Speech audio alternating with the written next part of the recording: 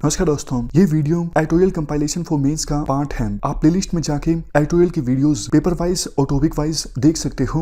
और अगर आप दिसंबर 2019 के बाद की वीडियोस को देखना चाहते हो तो वीडियो के नीचे मौजूद ज्वाइन बटन की सहायता से आप मेंबरशिप को ज्वाइन कर सकते हो। चलिए डिस्कशन स्टार्ट करते हैं। आप जीएस पेपर 2 के इस टॉपिक से आर्टिकल को रिलेट कर सकते हो। देखो, एक चीज़ आपने नोटिस की होगी, आज के समय में जंक फूड और फास्ट फूड खाने का जो प्रचलन है वो काफ़ी ज़्यादा बड़ा है। खास करके छोटे बच्चे काफ़ी ज़्यादा अट्रैक्ट होते हैं बर्गर, पिज़्ज़ा, ये सब चीज़ों के खाने के प्रति। इस प्रकार के खाने में देखो सोल्ट की मात्रा ज़्यादा होती है, शुगर ज़्यादा होता है या फिर फैट भी ज़्यादा होता है। इस प्रकार का जो फूड होता है वो बच्चों को काफ़ी ज़्यादा नुकसान पहुंचाता है। ग्लट बैक्टीरिया का नाम आपने सुना होगा। ग्लट मतलब हमारे स्टोमक में, बेली में काफ़ी तरह के बैक्टीरियाज होते हैं। बिलियन ट्रिलियंस बैक्टीरिया होते हैं जो मदद करते हैं फूड को एब्जॉर्ब करने में। सारे बैक्टीरियाज सही नहीं होते, कुछ अच्छे बैक्टीरियाज होते हैं, कुछ खराब बैक्टीरिया भी होते हैं।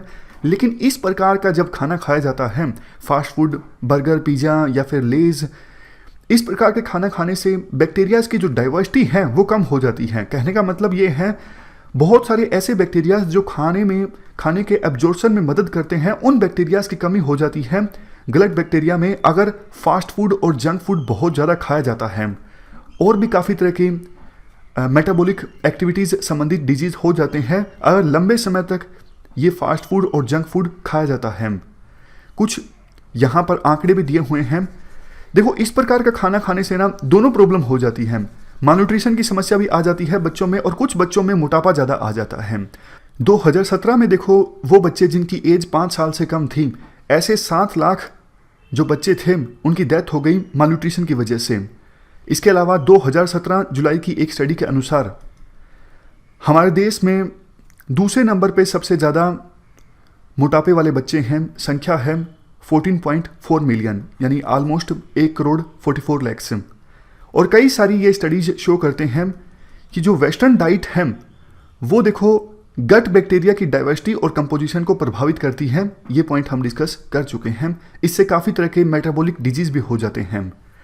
तो देखो, इस मामले में 2015 में दिल्ली हाईकोर्ट ने एक आदेश दिया था food safety and standards authority of India को कि आप रेगुलेशन करो स्कूल प्रीमिसेस में जो कैंटीन्स होती हैं वहाँ पर इस प्रकार का फूड ना बिक पाए।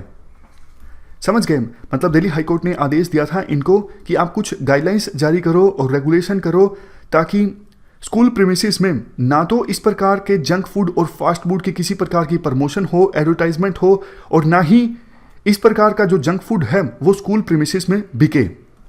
तो 4 साल बाद जाग गया food safety and standards authority of India और अब जाके उन्होंने ड्राफ्ट रेगुलेशन जारी किया है।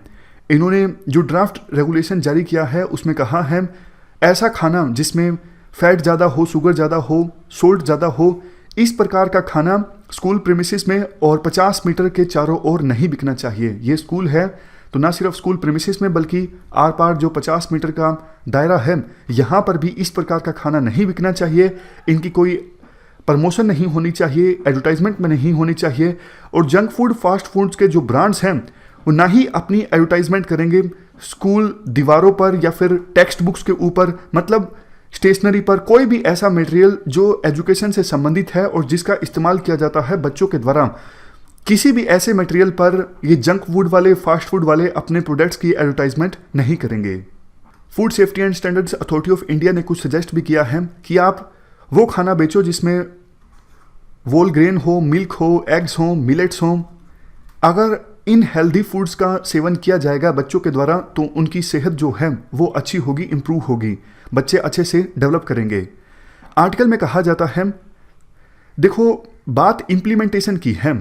वैसे रूल तो ये भी है कि स्कूल के प्रीमिसेस में और स्कूल के चारों ओर 100 मीटर के दायरे में टोबैको की कोई दुकान नहीं होगी, लेकिन इस रूल का इम्प्लीमेंटेशन ठीक से होता नहीं है। आमतौर पर देखने को ये मिलता है वो शॉप जो टोबैको प्रोडक्ट्स को बेचती है वो शॉप भी इसी प्रकार के फूड को बेचती है, जंक फूड को, लेज इत्यादि को, जो खाने वाला सामान होता है। तो अगर टोबैको प्रोडक्ट के बेचने से संबंधित रूल को ठीक से इम्प्लीमेंट नहीं किया गया है तो क्या गारंटी है कि ये जंक फूड वाले रूल को ठीक से इम्प्लीमेंट किया जाएगा? तो बात यहीं पर आकर रुक जाती है। रूल बनाने से काम नहीं चलेगा, आपको इम्प्लीमेंटेशन पर भी फोकस करना होगा।